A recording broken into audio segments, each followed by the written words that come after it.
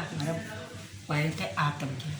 अगर आत्म से हमारे शुद्धि होगी, आत्मज्ञान होगा तो हमें साक्षात प्रत्यक्ष और स्व भागवत भेद होगा।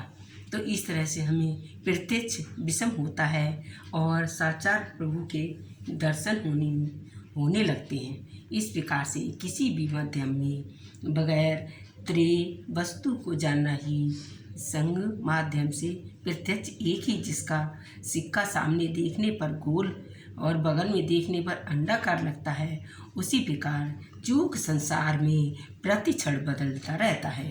इसीलिए इसका प्रत्यक्ष ज्ञान परिवर्तनीय है।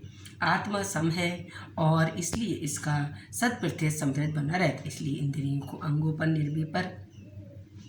निर्भय न होने के कारण भी प्रत्येक ज्ञान भी प्रबोध ज्ञान ही है। इस प्रकार जहाँ गलती हो वहाँ संभावना बनी रहती है और रस्सी को देख सांप समझ लेते हैं, लेकिन जो सौंपी की चांदी है आत्मा स्वभाव से अत्यंत दर्शन, आत्मज्ञान और आनंद में सम। इसलिए आत्मा को स्वतंत्रता ज्ञाता है और अखंड सत्य का ज्ञान प्राप्त करने में असमर्थ। इसलिए वासनाओं के कारण आत्मा के चारों तरफ करुणानुसार ही कणुओं को हम एक घेरा बन जाता है और उसका आनंद ज्ञान प्रकाश एक सीमा में कैद हो। इस प्रकार से वैसे ही जैसे दर्पण धूल के सामने चेतना दिखाई देता है, इस प्रकार चेहरा दिखाई देता है, उस प्रकार घने बादलों में ओट में सूर्य छिप जाता है, जैसे बादलों के चिमने पर धरती को अलौकिक कर देता है। इसलिए साधक को चाहिए, संत महात्माओं को चाहिए कि ज्ञान की हथौड़ी से भीतर जन्मी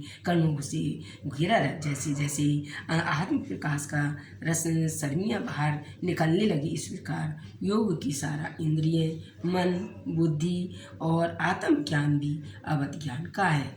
सिद्धता के करीब पहुँचने पर योगी अगर व्यक्ति अपने आत्मज्ञान का बोध कर ले, अंतरात्मा में झांक ले, हमारे अंदर ये आकार विकार भरे पड़े हैं जैसे काम क्रोध, इस प्रकार से आत्मज्ञान को जाने और अपने अंदर राम कृष्ण बुद्ध महावीर जैसी इस कोटि में आते हैं। तो भारतीय योग दर्शन में इसे योग प्रत्यक्ष कहा गया है। इसलिए अपने को जानो और जिन्हें अपने को जान लिया वह सब कुछ आत्मज्ञान हो गया।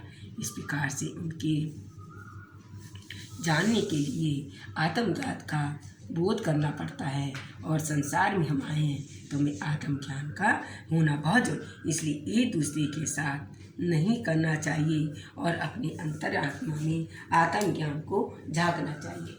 इस प्रकार से हमने आज आपको आत्मज्ञान का बोध का अर्थ बताया। आत्मज्ञान है आत्मा, ज्ञान माने ज्ञान से ज्ञान जो होता है और नाश से नारायण। हमें श्री कृष्ण भगवान ने अर्जुन को नारायण के रूप में बनकर उनको ज्ञान दिया था, इसीलिए उनका नाम आत्मज्ञान है। आत्मज्ञान आपको अर्थ बताया और पढ़कर सुनाया भी। अगर आपने हमारे चैनल को लाइक किया हो तो लाइक करें और ज़्यादा से ज़्यादा सब्सक्राइब करें। बोलो श्री